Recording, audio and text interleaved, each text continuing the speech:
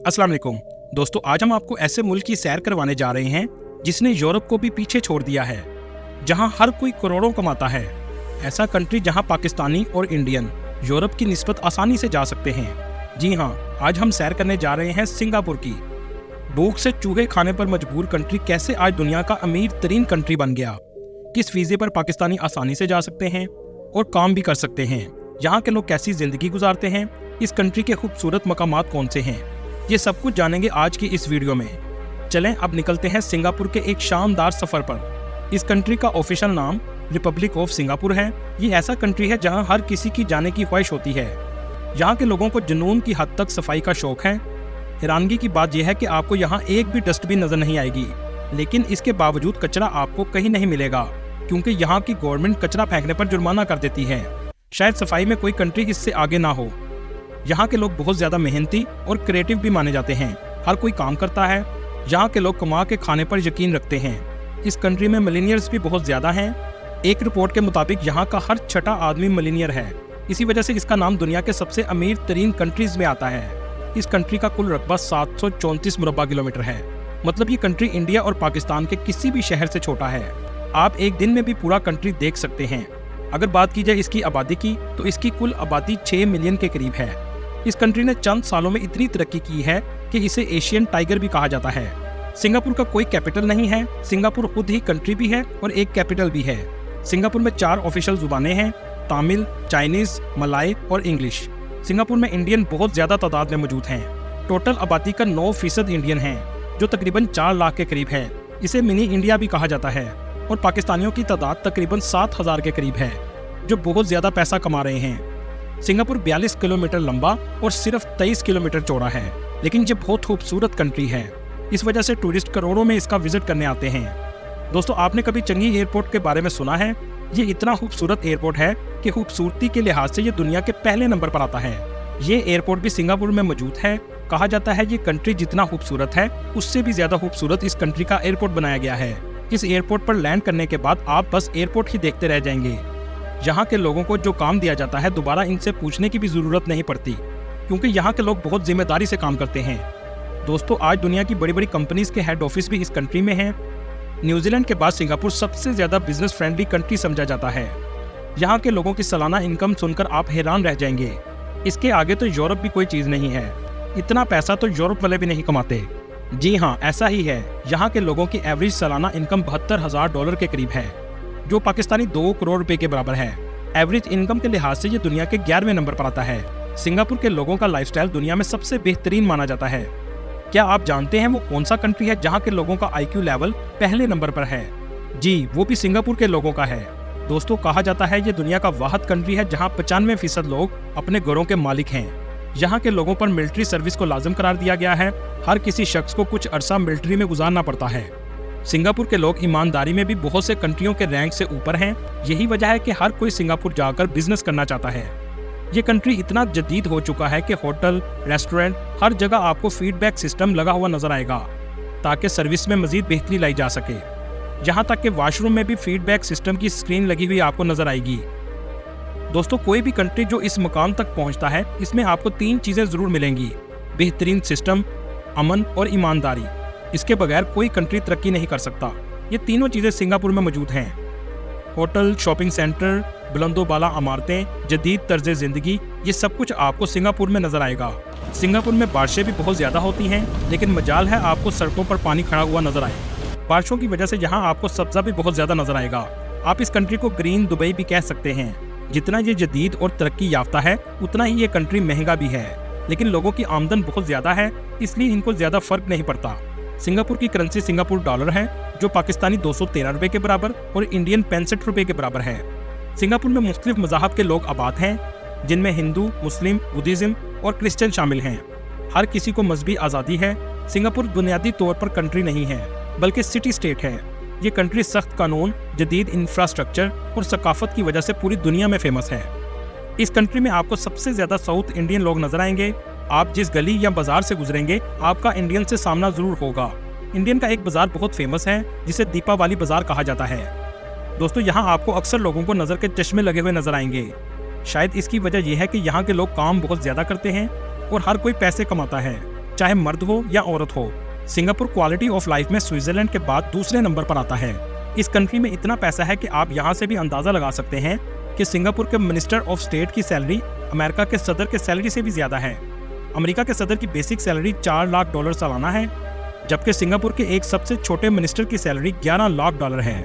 यहाँ के लोगों को सब्जे से बहुत प्यार है। हर जगह आपको सब्जा नजर आएगा, चाहे इमारतों की छतें हों या कोई शॉपिंग सेंटर हो। दोस्तों, क्या आप जानते हैं दुनिया का सबसे मजबूत तरीन पासपोर्ट कौन सा है? आप कहेंगे अमेरिका या इंग्लैंड। नहीं, ऐसा नहीं है। सिंगापुर का पासपोर्ट दुनिया का सबसे मजबूत तरीन पासपोर्ट है, जिस पर 160 से ज्यादा कंट्रीज में आप बगैर वीजा के जा सकते हैं। सिंगापुर के लोगों के पास एक और अनोखा रिकॉर्ड मौजूद है। दुनिया में सबसे ज्यादा तेज चलने वाले लोगों में भी सिंगापुर पहले नंबर पर है। कहा जाता है यहाँ के लोग 6.1 किलोमीटर फी घंटा की रफ्तार से चलते हैं। यहाँ से भी आप अंदाजा लगा सकते हैं कि यहाँ के लोग कितने फिट हैं। दोस्तों, सोचने की बात यह है कि ये कंट्री हमेशा से ऐसा था, तो इसका जवाब नहीं है। आज ये इतनी तरक्की कर चुका है कि कोई सोच भी नहीं सकता कि ये कंट्री एक जमाने में भूख से मर रहा था। लोगों के पास खाने को कुछ नहीं था, और इससे भी हैरानगी की बात यह है कि कंट्री 1965 तक मलेशिया का हिस्सा था। दोस्तों, ये दुनिया का वाहिद कंट्री है जिसे आज़ादी इसकी मर्जी के बगैर दी गई, लेकिन मलेशिया ने इसको जबरदस्ती खुद से अलग कर दिया, जैसे मलेशिया ने अपने सर का बोझ उतारा हो। 1965 की आज़ादी के बाद ये चूहे तक खाने पर मजबूर हो चुके थे। चलें अब जानने की कोशिश करते हैं इस कंट्री ने तरक्की का सफर कैसे शुरू किया। सिंगापुर के पहले वजीर आजम 1959 में ली क्वान मुंतखब हुए। इस शख्स ने सिंगापुर को जमीन से उठाकर आसमान तक ले गया। सबसे पहला काम इस शख्स ने ये किया कि पूरे कंट्री में इंसाफ का निजाम कायम किया और ईमानदार जज लगाए। इनके पास मुकम्मल पावर थी। ये चौकीदार से लेकर वजीर आजम तक सबको तलब कर सकते थे। इस शख्स ने आज़ादी के बाद एक खिताब किया और कहा, आज़ादी का क्या मतलब है? क्या ये मतलब है कि जर्नैल और सियासतदान लूट मार करने के लिए आज़ाद हैं और अवाम भूख से मरते रहें? ली क्वान ने कहा, करप्शन को खत्म किए बगैर सिंगापुर तरक्की नहीं कर सकता, और करप्शन करने वाला अपने दफा भी नहीं कर सकता था। उस वक्त सबसे ज्यादा फांसियां भी इस कंट्री में दी गई थीं। जब ऐसी सजाएं हो तो कौन सोचेगा करप्शन करने का? इसके बाद दूसरा काम ये किया कि इसने अपने लोगों पर इन्वेस्ट किया, घर तमीर किए, जिससे बेरोजगारी भी कम होना शुरू हो गई। सनतकारों को सस्ती ज़मीन और सहूलियात फराहम की, जिससे एक्सपोर्ट का सिलसिला भी शुरू हो गया। तलीम और हुनर पर खसूसी तवज्जो देना शुरू की। सिंगापुर के तलीमी अदारे सिर्फ डिग्रियां पैदा नहीं करते थे, बल्कि हुनरमंद लोगों की लेबॉर्ट्री थी। हर काम के लिए सिर्फ मेरिट पर लोगों को रखा जाता था। यहाँ तक कि सिंगापुर एयरपोर्ट की डेवलपमेंट करने के लिए कराची से कैप्टन सईद की हिदमात ली गई। कानून का इतना खौफ था कि कुछ ब्यूरोक्रेट्स पर करप्शन का इल्जाम लगा तो उन्होंने खुदकुशी कर ली, क्योंकि वो जानते थे अब हम नहीं बच सकते। इन सब के बाद सिंगापुर की तरक्की का सफर शुरू हुआ और यूरोप जैसे बड़े बड़े ममालिक को पीछे छोड़ दिया। आज दुनिया में सिंगापुर करप्शन ना करने के लिहाज से 5वें नंबर पर है। आज दुनिया का हर कंट्री सिंगापुर जैसा बनना चाहता है, जबकि ये कंट्री एक जमाने में दुनिया का सबसे बड़ा कूड़ादान था।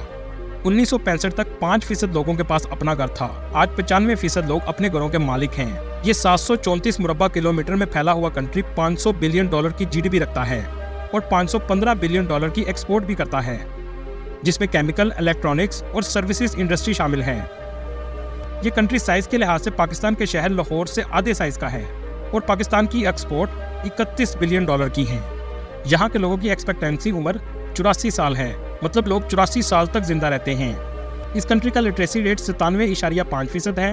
दुनिया में सबसे बेस्ट एजुकेशन सिस्टम में पहले नंबर पर फिनलैंड है, जबकि दूसरे नंबर पर सिंगापुर है।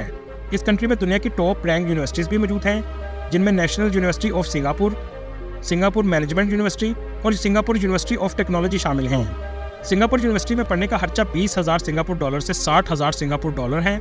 सिंगापुर मैनेजमेंट यूनिवर्सिटी में पढ़ने का खर्चा $24,000 सिंगापुर डॉलर है। इस कंट्री में एक माह का रहने का खर्चा $2500 से $4500 तक है। दोस्तों, ये कंट्री बहुत खूबसूरत और जदीद है। इस कंट्री में 80 लाख के करीब टूरिस्ट सालाना आते हैं। जब आप सिंगापुर के चंकी एयरपोर्ट पर उतरेंगे तो आप कुछ वक्त इस एयरपोर्ट को देखते रह जाएंगे। टूरिस्ट आपको सबसे ज्यादा मरीना बे सैंड्स में नजर आएंगे, जहाँ खूबसूरत होटल्स, नाइट लाइफ, शराबखाने, समुंदर का खूबसूरत नज़ारा और जदीद तर्ज की बनी हुई बिल्डिंग्स मौजूद हैं। गोल्डन बाय द बे एक सिंगापुर का एक फेमस और इंतहाई खूबसूरत बाग है, जो अपनी जदीद तर्ज तामीर और हुस्न के लिए मशहूर है। यहाँ पर सुपर ट्री लगाए गए हैं जो रात के वक्त रोशनियों से चमकते हैं। इसके अंदर शीशे का बहुत बड़ा गुंबद बनाया गया है, जहाँ दुनिया की सबसे बड़ी मसनूई वाटरफॉल मौजूद है। ये बाग जदीद टेक्नोलॉजी और फितरत की बेहतरीन नुमाइंदगी करता है। सेंटोसा आइलैंड भी सिंगापुर की बहुत फेमस जगह है, जहाँ आपको यूनिवर्सल स्टूडियो, मछलियों का बहुत बड़ा एक्वेरियम, खूबसूरत साहिल समुंदर देखने को मिलेंगे। इस कंट्री में चाइना टाउन भी मौजूद है, जहां जाकर आपको लगेगा जैसे आप चाइना में आ गए हों। हर तरफ आपको चाइनीज कल्चर नजर आएगा। अगर आप शॉपिंग के शौकीन हैं तो ऑर्चर्ड रोड जरूर जाइएगा, जहां आपको हर तरफ शॉपिंग मॉल देखने को मिलेंगे। जब तक आपकी जेब खाली नहीं होगी आप वापस नहीं आ सकेंगे। क्लार्क वे में बोट का सफर जरूर कीजिएगा, आपको बहुत मजा आएगा। रात का नज़ारा तो इसका देखने लायक होता है। सिंगापुर बहुत से वीज़ा ऑफर करता है, जिसमें टूरिस्ट वीज़ा की फीस 6,000 से 7,000 पाकिस्तानी रुपीस है। वर्क परमिट पर जाने के लिए आपको थर्ड पार्टी एजेंसीज के जरिए अप्लाई करना पड़ता है। दुनिया में कुछ इंटरनेशनल एजेंसीज मौजूद हैं जो सिंगापुर में जॉब लगवाती हैं, जिनके लिंक्स मैं आपको डिस्क्रिप्शन में मेंशन कर दूंगा। सिंगापुर ई वीज़ा ऑफर करता है, जिसमें सबसे अहम डॉक्यूमेंट लेटर ऑफ इंट्रोडक्शन है। मतलब सिंगापुर में मौजूद कोई कंपनी या सिंगापुर का नेशनल आपको इन्विटेशन लेटर भेजे तो आप घर बैठकर खुद वीज़ा अप्लाई कर सकते हैं। सिंगापुर में सबसे आसानी से काम करने के लिए जाने का visa short term holiday work visa है। ये वीज़ा आमतौर पर अक्टूबर से जनवरी तक खोले जाते हैं, जिसमें छोटी जॉब्स होती हैं और ना ही कोई स्पेशल डिग्री की ज़रूरत होती है। इस वीज़े की मुद्दत 6 माह होती है और इसकी फ़ीस 40,000 पाकिस्तानी रुपीज़ है। इसका लिंक भी मैं आपको डिस्क्रिप्शन में मेंशन कर दूंगा। 18 से 25 साल के बच्चे इस वीज़े पर आसानी से जा सकते हैं। दोस्तों, जो लोग यूरोप जाना चाहते हैं उनको एक बार सिंगापुर के बारे में ज़रूर सोचना चाहिए। ये बहुत खूबसूरत कंट्री है और पैसा यूरोप से भी ज़्यादा है। दोस्तों, ये थी आज की हमारी इन्फॉर्मेटिव और दिलचस्प वीडियो। आपको वीडियो कैसी लगी कमेंट में ज़रूर बताइएगा और नए आने वाले दोस्तों से गुजारिश है हमारे चैनल को सब्सक्राइब और लाइक ज़रूर कीजिएगा। अगली वीडियो तक अल्लाह हाफिज़।